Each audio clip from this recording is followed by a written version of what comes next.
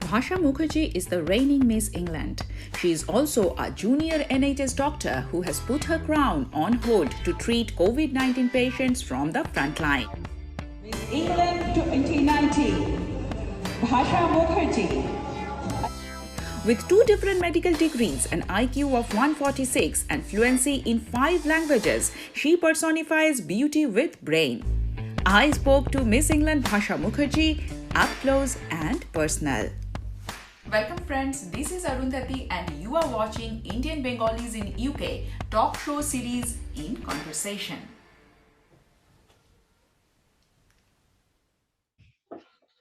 Hi. Hi Bhasha. Thank you so much for coming here today. I understand you are having a very hectic schedule these days with 60 hours on an average in a week in hospital.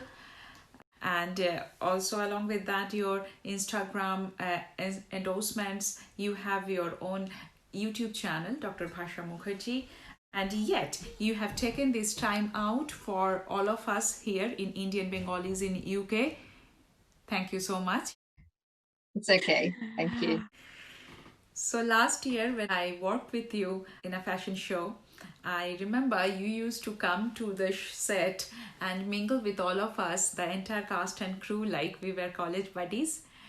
And then afterwards, when I read in a newspaper that Indian media stating Miss England Bhasha Mukherjee is hanging up the crown from, you were in India back then, and so they say that you returning to England to join NHS during the pandemic. Can you understand why time and again, in my opinion, you are coming across as someone very down to earth and a humble person in spite of being the high achiever that you are? How do you not let the crown, the success get into your head? I think there's a lot of history behind that. I would be here forever. But in short, I'd say that I treat every opportunity, every interaction in the same way because I've had to, for many years, I've had to maintain my level of certain type of behavior, whatever you call it. It's something that life teaches you when you have seen failures and successes. You've had to deal with both. You sort of learn to try to at least see them at par, like try to almost normalize the field. And I try at least to be as neutral as I can be with every interaction, every event that happens in my life. I try to be as grounded as I can because I know how short-lived everything is, the good and the bad. So there has been struggles and ups and downs up to winning Miss England, yes? I'd say it's been I've always been someone that wanted more from everything. I just I am someone who likes to rinse everything out of life and everything about of everyday living hour of my days. But it also means that when you are so, I suppose, when you want so much from life, you also have to be prepared for a lot of disappointments along the way. And for me, it was many years of waiting for the right things and waiting and carrying on doing the work and carrying on persisting in the passions that I had and not losing faith, not losing belief that I will one day it'll work out or something like that. I think it was a case of that for many years before Miss England happened.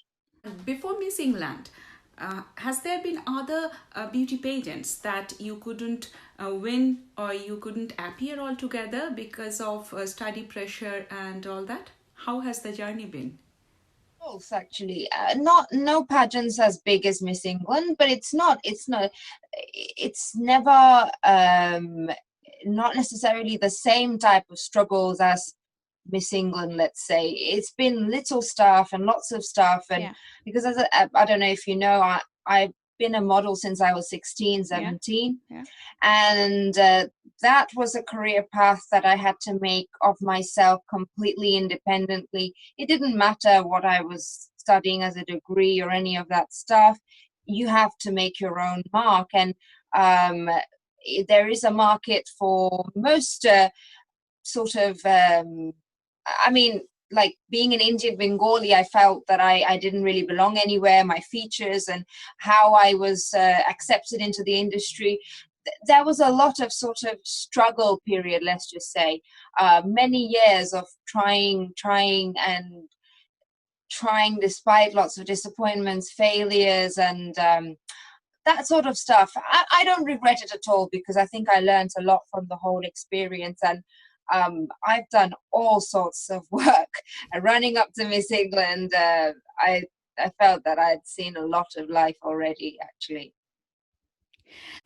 These two professions, being a beauty queen and also being a doctor, these are like every little girl's dream, that I want to be a doctor, or I want to be a princess, I want to be a beauty queen. Like two childhood dreams that has come true for you. Is that so? And if yes, then I would like to know which one you dreamt first and which one preceded the other. Both were quite accidental. I was the kind of child when I was young that just wanted to be everything. I wanted to try everything. Yesterday was my brother's birthday and I wanted to try cut his hair. And I don't just like to try something. I want to be really good at it. Like, I really want to learn. And every time I get into something, I really want to be good at it. And it's not because of like competition or anything like that. It's just that I get really focused and perfectionist in you kicks in. Yes, yeah. I think I'm very passionate about the things that I take on. And then I'm a bit neurotic about it as well. Okay, but now that you are a role model, not only in Indian Bengali families who are immigrants, but even back home in India, would you like to give any tips to young girls who would like to follow your footsteps and become an NHS doctor or a beauty queen, or both, like you? I'd just like to say two things, really. That the inception of a dream is the first step to making any dreams come true. So it's very important to always stay or retain a part of your childhood in you, that dreamy self that we tend to lose as we get older. And we sort of become more practical because the world wants us to be that way. Our parents, our surrounding people, our aunties, uncles, they inject fear into us, and they, in a way, numb our capacity to dream. But it's very important to dream big, dream impractical.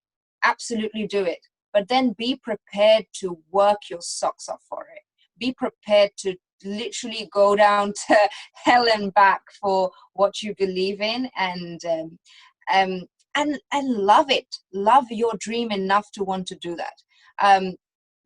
It's you and your dream and nobody else, and you're going to fight until you're breaking to make that dream come true, and it feels so good.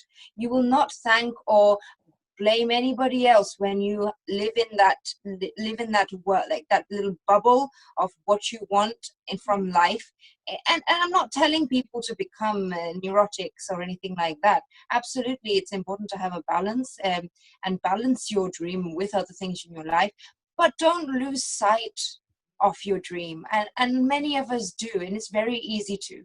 And don't lose hope that you will get there one day.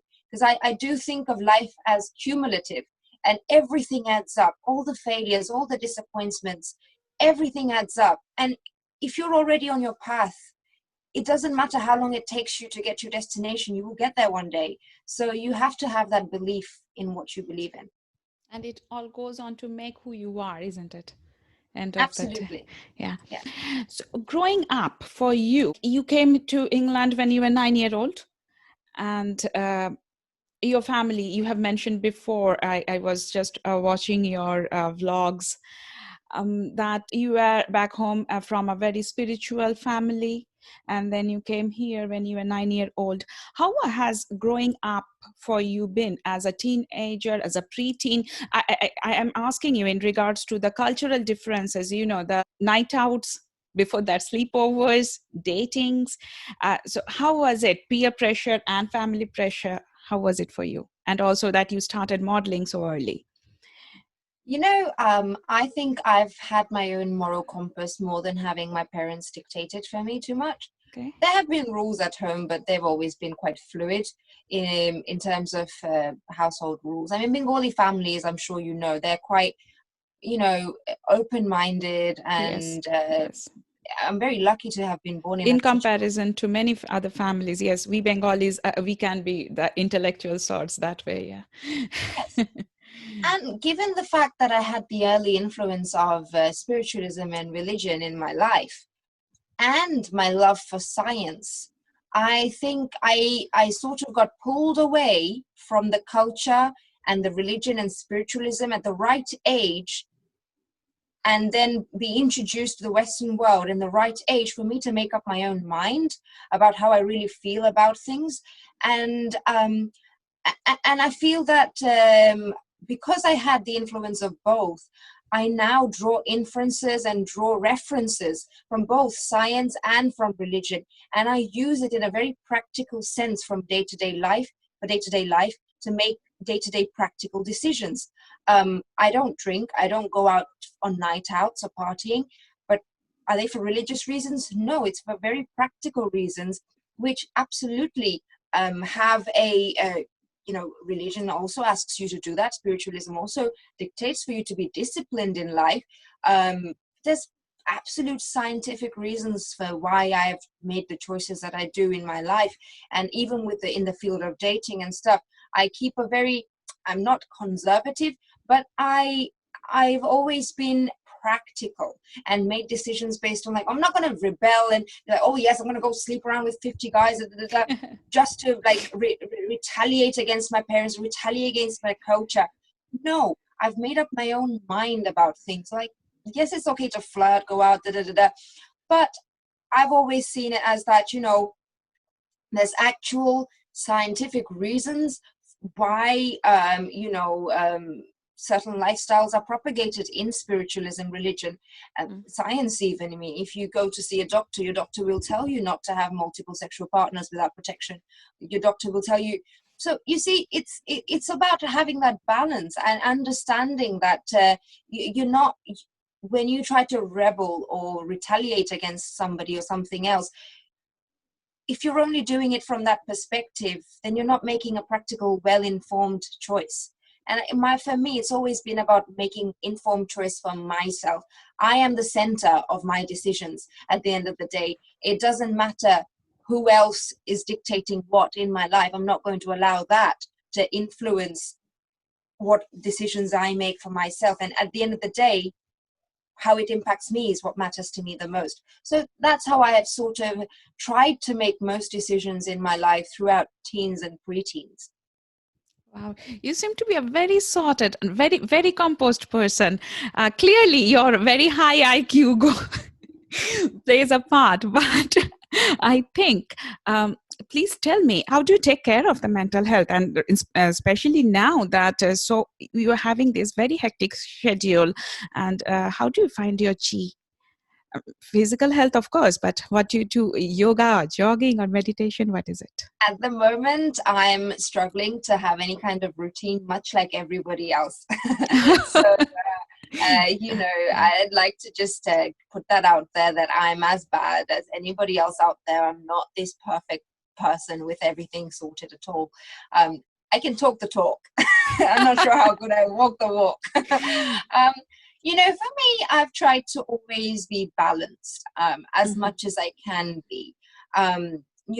So I try to, even with, my days off, I usually have about 2 days off in a week, roughly. I try to still come home reserve one day for family, or just family stuff, and another second day will be like, today's my second day of day off, is just going to be for interviews and any social media stuff, and that's it.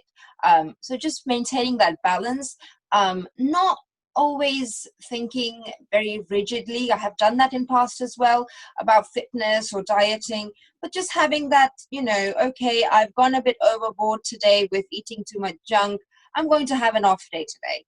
Or, okay, I'm feeling a bit lousy and a bit crappy about myself, and I feel like a couch potato, I'm going to walk to work today. Just making these little arbitrary decisions. They don't have to be set in stone of like having a 7-day fitness routine or anything like that. I mean, if it works for you, that's great. And I'm sure after lockdown's over, I'm sure a lot of people are going to look forward to returning to gyms. I am as well. It gives me a sense of routine. But yeah, in a time like lockdown, I think balance, having that, you know what, I'm going to do this today. You know what, that sort of, we have all the time in the world right now to really reflect and try the things that we always put aside before. So go ahead and do it. Just give it a go. You don't have to be perfect at it, whether it's boxing, dancing, anything fitness-wise, or diet, starting a fad diet, starting a new cooking regime. Just give it a try and be prepared for it not to work, and try something else. It's okay for things not to work and you try something else. All right. I will just digress a little bit into a different question, but you can choose not to answer it.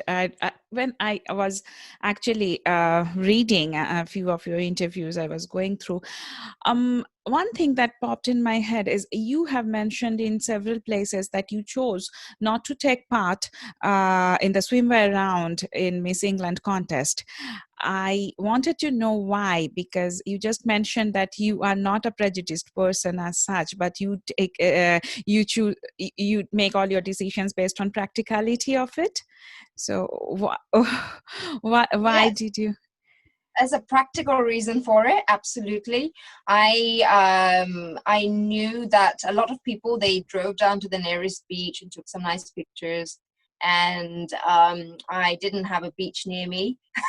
I didn't really want to take pictures in my garden, in my swimwear, get my brother to take pictures in it. And I knew that I don't think I look really good in swimwear personally. There's lots of other things I look good in. So I'm like, well, And when whatever, there is an option, why to go for it? I There don't is want an to do option. it, so I'm not going to do it. And actually, a couple of weeks after the deadline was finished, I did go to a beach and take pictures, and I'm like, nah, not feeling it.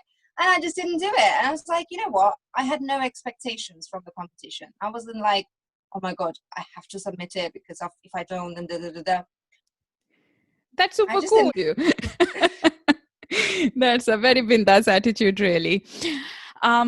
You chose to come back here and join the NHS. Many doctors over here didn't have the choice, but you could have chosen to stay back at least for a little bit longer because you got stuck there in Kolkata. But you were really struggling to come back. We were reading here in news, and then you came and joined. Was it, what prompted you to make this decision? Was it some kind of a giving back to the country, this country? It's a bit of everything. There was an element of before, the thing is that when I first was trying to leave the country, then it was a case of, okay, I want to come back and slowly get back into work and, figure things out. And at least I have time to figure things out. And that's what it was before lockdown started in India. And also because, my further travel arrangements that I had, commitments, my visas weren't coming through, and there was like lots of uncertainty about what's going to happen about that. So I thought, well, the best case scenario would be for me to go return back to the UK. My brother had been sent home from university, and I just thought, actually, let's just go home. Like, what's the point of, like, we can't do anything, we can't really do the charity stuff that we were trying to do here in India anymore. We finished with India in terms of all the other stuff we had to do here. Let's go home. Yes, a part of me was definitely wanting to return home because I wanted to go back to work. You do feel that sense of camaraderie, loyalty towards your colleagues. You want to share the load with them, and you want to join in this effort. When you I don't know, like I'm sure people who've been in the military, they look forward to an opportunity to defend their country, or be there because that's the job they chose. So yes, of course there was an element of that. But when I really felt it was when I was in Kolkata during lockdown, stuck at home, doing nothing. I was self-quarantining in a room in Calcutta. Even though I was living with family, I actually couldn't see them because the rule is that if you come from a different state, that you have to self-quarantine in a room. So I was just feeling like really useless. And I'm sure you get the vibe off me that I'm not someone that can sit still without doing anything for a long period of time. So I just felt this, I have to get back the whole, you're just hearing so many things about doctors, this, and that. And I just felt, an itch. I was like, no, I can't stay here and just sit here and be idle. I want to go and be useful where I can be useful. I can't work in India because my license doesn't allow for that. So I knew I had to get back where I was needed and I could be of help. And that's what I wanted to do. And then when you got back here, Mm-hmm. Here the the closest I can try and empathize with you is very remote from where you are really. But starting in my career, I have flown for Air India for 3.5 years. And that was the time, 2006 to 9, that the swine flu was doing the rounds. I was doing Kolkata to Singapore, Kolkata to Bangkok. And the moment we will enter the airport, we were handed this mask, the face mask that we all wear these days again. And I was like, oh my God, is this what I had signed in for? Because even the whole exercise of putting a lipstick is futile. All day you are, and that was the time when constantly, because I was a junior cabin crew, they were giving me, probably that was the reason, they were giving me night shifts one after another.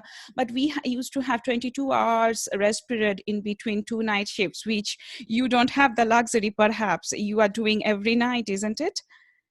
It depends. Some weeks we have really heavy schedules and then we get 2 days off.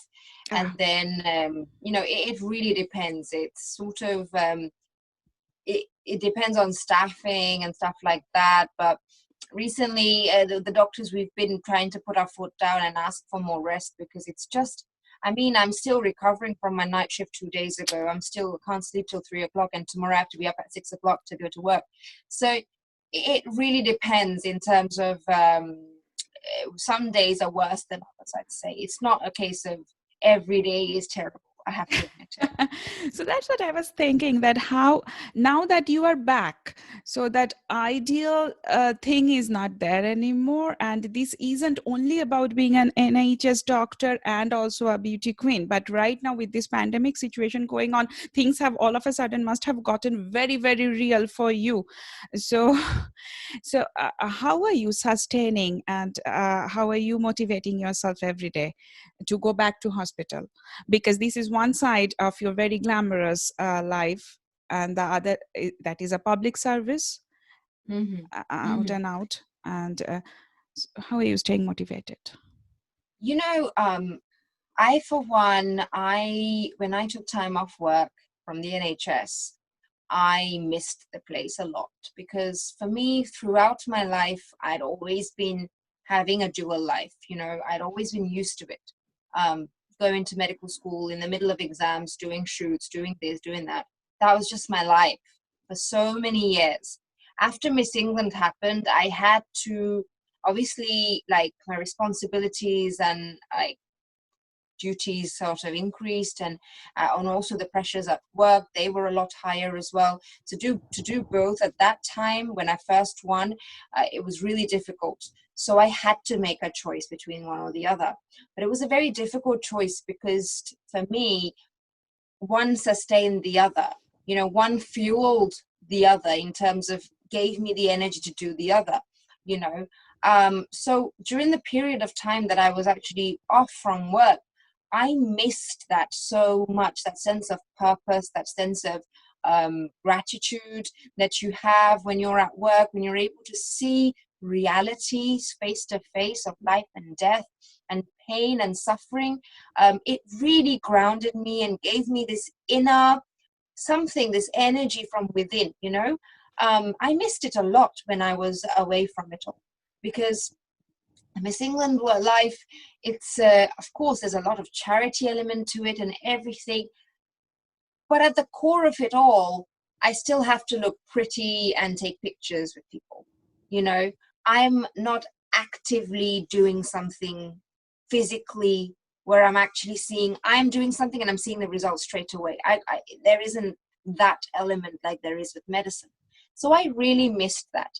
And also I feel that now that I've returned to work, for me, one of the things that keeps me the most motivated is that at this point in time, our jobs, the healthcare sector, is the only sector that is a reliable source of income at the moment. We don't know what lies ahead of us after COVID-19 in terms of the economy and stuff. So I always stay very grateful that, you know what, money's coming into my bank. And I have seen times, you know, in my own family where things were tough financially, very tough.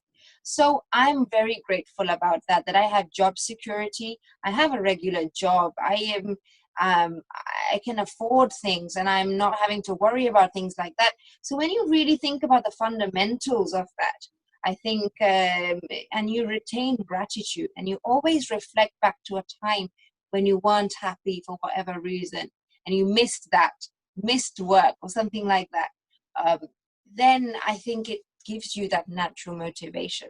So I'm very happy to be back to work and being able to be of help to people and get something out of it. I'm not doing it for free. I'm getting paid for it. I shouldn't complain. But how are you fitting in? How do you feel you are blending in? Like, are you being treated equally, or are you feeling a bit odd that you have come back from after being Miss England? I did a video on my on my YouTube about imposter syndrome. I'm not sure if you know what that is about. It's basically this feeling that I'm sure a lot of people share. Unfortunately, we feel that we're the only person having this feeling. It's a sense of feeling like a fraud in an environment, that you're an imposter. That I don't belong here, or I don't deserve this. Yes, I don't deserve this. Somehow I have cheated the system and ended up here. I'm not good at my job. Why am I here? That sort of thing. And So nobody, absolutely. the funny thing is nobody tells you this. It's in your head. I think we all come across at some point of our life, we all feel this way, probably. Exactly. And that's the irony, that if everybody in the room is feeling that at some point in time, then you're not the only person that's the odd one out. Yes, initially I definitely felt that. But you know, I feel that pressure and necessity is the mother of invention, as you must know. So with the fact that we've had to adapt so quickly, I feel that I am needed, because when I decide to take a day off, then there's a direct implication on the staffing and everybody else, and I can see that for myself. So I'm trying to evidence check that feeling that yes, I am an integral part of the system. One of the integral parts. So we must always evidence check that this feeling of imposter syndrome, about, you know, feeling like, you know, the odd one out or anything like that. But yes, to actually validate what you're saying, I absolutely feel a bit odd and weird sometimes when people recognize me as Miss England. I'm like, oh my God, I actually look like a scarecrow. I don't look like this made up or anything close to this at work. That's obvious. That's obvious. Yes.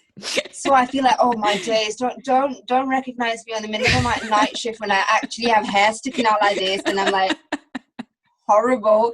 Oh my God, I hate being recognized at work when that happens. That's very witty of you, and very, very introspective, I would say. But tell me one thing, are you really treating COVID-19 patients? Are you directly handling them? Or are they in your ward or department? How close you are, how much exposed you are? This is the thing, that we're seeing so many patients who are serially they're coming into hospital. They might be coming in with absolutely things that you wouldn't think is COVID-19. And then they test positive, and then they get taken somewhere else. And other times they come with like really classic COVID-19 symptoms that they might not even have that. And then we realize that actually the tests might not be wrong, so we need to do 3 or 4 tests. So yes, we're seeing patients like this all the time. And when someone's got a very obvious symptom of COVID-19, then I'm like, okay, fine, I need to be a bit careful and walk in there with protection and stuff. But other than that, it is a conveyor belt system. It's a case of, the patients come in, we sort of filter them based on, do we think they've got COVID, not COVID. They go to certain, wards based on that analysis. We wait for the test results. They go on to somewhere else. That's how it works at the moment.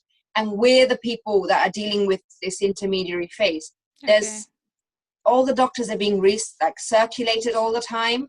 So, I remember probably one patient that definitely tested positive that I personally was looking after. Every other patient, I never even get time to find out what their test was, because I deal with them, they go somewhere else, and then I might not see them again till a week later. It's such a quick system at the moment at the hospitals. We're just moving patients all the time, and doctors are being moved around all the time as well. Wow, please do take care of yourself. Apart from all this, beauty salons are closed for me. Beauty salons are closed for you. There is no difference here. So tell me, how are you managing to look, and with all this, you just said that you are looking so flustered after hospital work and like that. How are you then managing to look so fresh and so perfect, and your skin is always this glowy? Give us some tips. Makeup. Right. I mean, I am still trying to maintain some sort of routine with my skincare. It's not very good at the moment. Neither is hair care. It's actually any all home care. Any tips that we can follow at home?